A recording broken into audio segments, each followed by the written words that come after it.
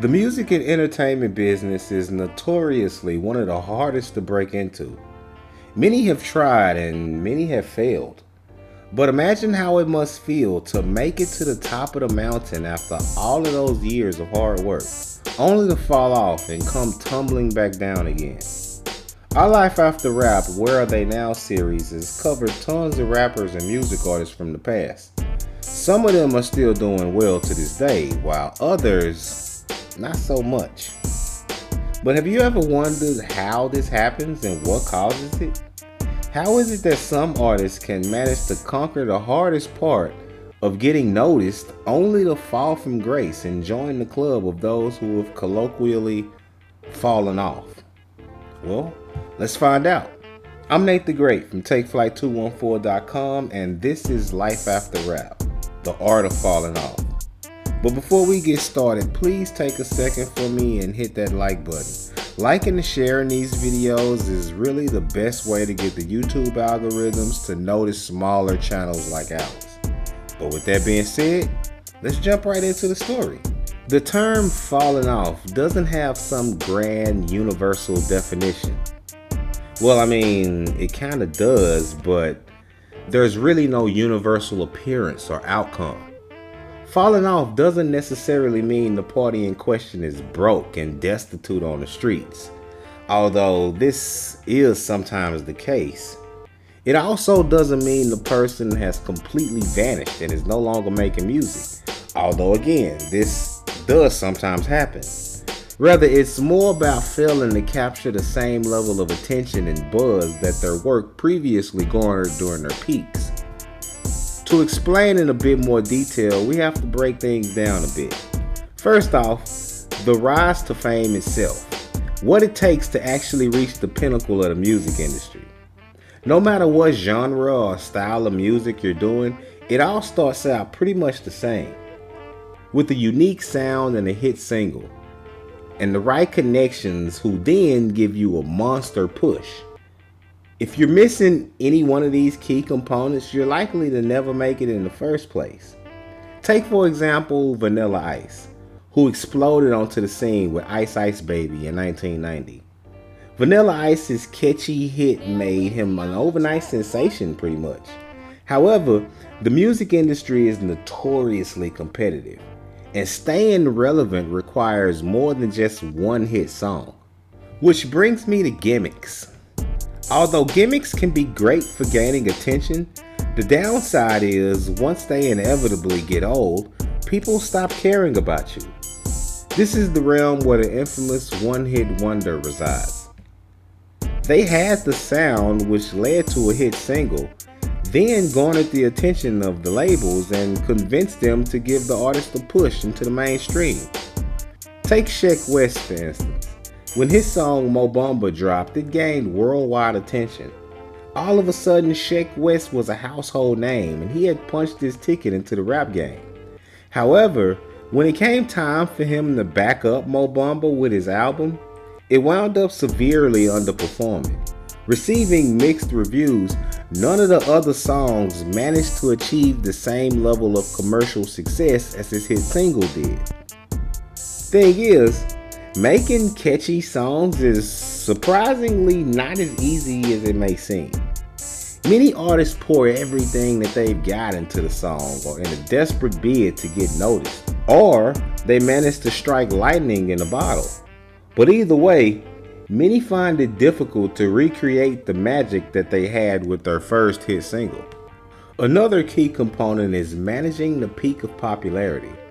At their peaks, artists often experience otherworldly levels of attention, lucrative deals, and worldwide tours. But with great fame comes great pressure. Take MC Hammer. He dominated the early 90s with You Can't Touch This. MC Hammer's extravagant lifestyle and financial mismanagement led to his downfall ultimately.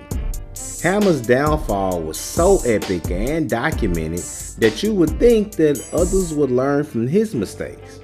But sadly, that's not the case. Many artists have fallen victim to the very same pitfalls even to this day. In many cases, artists go from relative obscurity, struggling to pay their bills, to global notoriety, making more money than they've seen in their entire lifetimes. And without proper guidance, it could be difficult to navigate this without crashing out. Another obstacle for some is managing the pressure of their newfound expectations. Repeating the formula that got you to the hit song has caused many to crack under said pressure. Lil Xan exploded onto the scene in 2017 with his hit song Betrayed. But before he could really even get comfortable in the game, he began to fall victim to drug abuse and mental health issues. Some might say that the pressure cracked him. There's a myriad of different ways that can cause an artist to fall from grace. Changing musical trends, personal issues, and industry dynamics, just to name a few. We did a video on Ja Rule a few weeks ago where we discussed how Ja Rule was once a major player in the early 2000s. Ja Rule's fall was influenced mainly by the rise of a new artist in 50 Cent, who basically verbally sought to decimate him at every turn he got. All this, coupled with legal troubles for both him and his label, ultimately caused his career to take a significant hit. Now, although legal troubles can work as a great marketing tool for guys like Gucci Mane or Tupac and Kodak Black, it doesn't always play out lucratively. Most famously, perhaps in this case, is Shine. Shine had the perfect setup. He sounded like Big, for better or for worse, and he was signed to the same guy who had brought Big into global fame. He was really on his way until one fateful night where he found himself jammed up in a case that would see him sent away for years. By the time he finally got out, his buzz and potential was all but gone, and he was never really able to recover. Bobby Shmurda is basically the modern day version of Shine, in the fact that after he got out of jail, he too could never really capture the same level of hype that he had before he went in. Which brings us to the next phase, the attempted comeback. Inevitably, after the dreaded fall off, artists immediately look to bounce back to the spot where they previously occupied in the hearts and minds of the public. Take Mase. After a self-imposed exile for religious reasons or, as some say, hood beefs, Mase spent years away from the music spotlight. However, due to the combination of him reinventing his career, his talent, and his renewed friendship with Cameron, Mase was able to bounce back years later, arguably to a higher level than ever before. But not all are this lucky. In fact, for every one case of a successful comeback, you've got maybe 100 that failed. Reattaining the same level or higher levels of notoriety is virtually impossible for most people. Which brings us to the ground floor of falling off.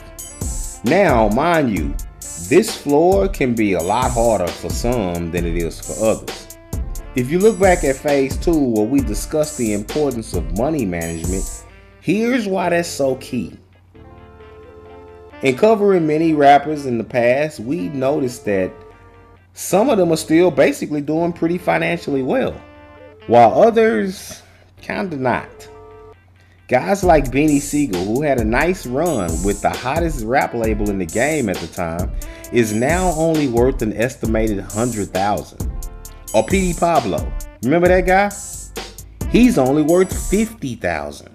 But on the other hand, there's guys like T-Pain, whose estimated net worth is $10 million. Or Nelly, whose worth is $70 million. Though all of these guys named have definitely fell off, some of them clearly managed their money and opportunities better than others did.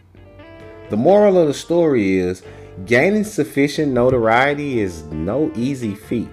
So once you finally manage to scratch and claw your way on to the other side, it's very important to realize that just as you rocketed up to the stratosphere, you can and inevitably will come plummeting back down to earth at some point. This, in a sense, is the natural essence of life and existence. What goes up must come down, right? But if you maximize your opportunities at the height of your run, then you can land down on a memory foam mattress rather than the cold hard concrete. But what do you think? What are some of the most common reasons artists fall off? And why is it so hard for them to bounce back? Hit us in the comment section and weigh in. Also, if you made it this far, then we hope that means that you liked the video and you hit that like button for us. It's really the best way to help us continue to grow. And if you want to be updated every time we drop a new episode, then hit the subscribe button and then the notification bell so that you can be reminded whenever a new episode drops. But with that being said, I'm Nate the Great from TakeFlight214.com signing out. Until next time, peace.